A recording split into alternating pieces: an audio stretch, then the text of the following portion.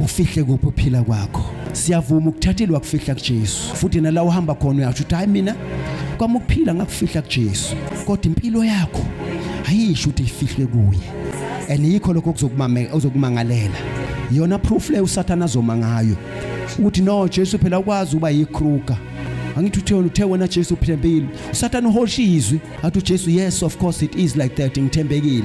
Bese thi manje kanjani uthi lo afike aphile ngeinto zami aphathe into zami zonke kodwa nombizo ngowakho. Umbiza kanjani ngowakho ephethe into zami?